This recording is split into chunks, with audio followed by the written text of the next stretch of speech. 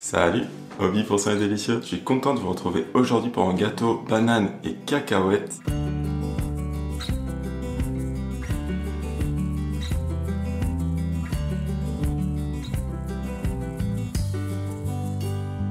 C'est une recette sans sucre ajouté et le duo banane et beurre de cacahuète c'est toujours très efficace. Sur ce, j'enfile mon plus beau tablier et je vous retrouve derrière les fourneaux. Heureux, alors c'est parti pour la recette. La première étape avant de préparer notre pâte, ça va être de préchauffer le four à 180 degrés Celsius.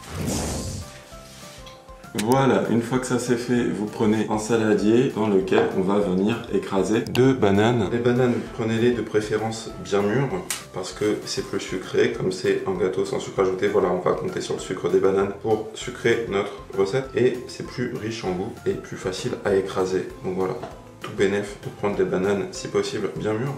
Je vais les écraser à la fourchette. Vous pouvez également utiliser un écrase-pomme de terre si vous en avez ou carrément mixer, genre un mixeur plongeant pour obtenir quelque chose d'encore plus lisse. Voilà, mais bon, sinon la fourchette ça marche très bien et il faut voilà écraser jusqu'à obtenir quelque chose quand même d'assez lisse. Voilà, quelque chose comme ceci. Alors c'est pas parfaitement lisse mais c'est pas mal. Ça va nous aider à bien propager en fait toutes les saveurs dans le gâteau. Ensuite, on ajoute 90 g de beurre de cacahuète, la star de la recette avec la banane. Moi je recommande celui-ci qui vient de chez Prozis. Je vous laisse le lien dans la description ainsi qu'un code promo qui vous donne 10% sur absolument tout le site de Prozis. C'est un site en fait qui propose des produits à destination des sportifs et pour en cas de vie sain. Et leur beurre de cacahuète en fait, je sais pas si vous voyez un peu la texture mais il est pas mal liquide, ce qui est idéal vraiment en pâtisserie. Et il est super bon au goût. Hop, voilà, 90 g. Donc voilà, 10% de réduction sur le beurre de cacahuète Prozis et également sur tout le site de Prozis en fait avec le code SAINDélicieux. Vous avez plus d'infos dans la description pour ceux que ça intéresse. Et une fois qu'on a ça, vous ajoutez un œuf, 50 ml de lait, le lait de soja, mais vous pouvez utiliser le lait que vous voulez, hein, du lait de vache, du lait d'amande, tout ça, ça marchera très bien. Et maintenant qu'on a ça, on va déjà venir mélanger bien comme il faut une première fois.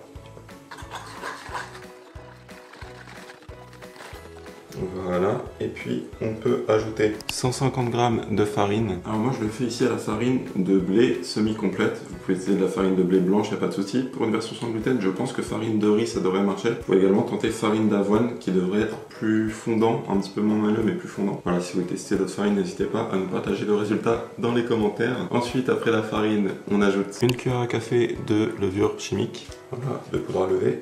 Une pincée de sel, hop, pour relever un petit peu le goût, puis on mélange de nouveau.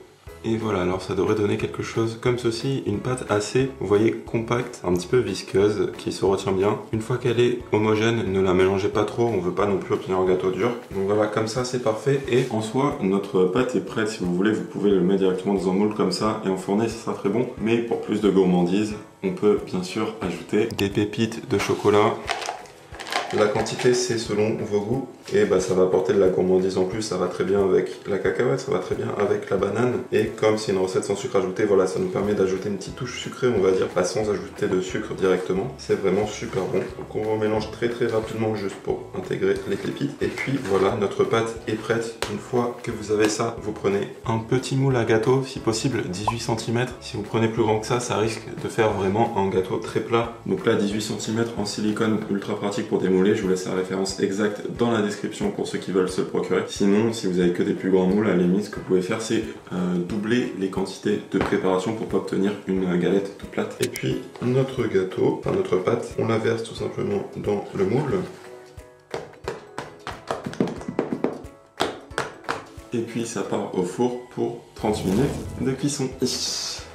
Je vous retrouve à la sortie du four. Et voilà notre gâteau à la sortie du four les amis. Ce que vous faites c'est que vous le laissez tiédir 5-10 minutes histoire de pouvoir le manipuler tranquillement. Une fois que vous pouvez le manipuler tranquillement, hop, on le démoule. Ça va venir tout seul si vous utilisez un moule en silicone. Et vous le laissez refroidir sur une grille comme ceci, sachant que vous pouvez en vrai le manger tiède si vous préférez. Sinon froid, c'est très bon également. Voilà, donc sur la texture on est quand même sur quelque chose d'assez dense et de fondant. Bon appétit. Super bon, super fondant en fait avec le duo banane et beurre de cacahuète. Un duo très efficace. Une recette bien sympathique.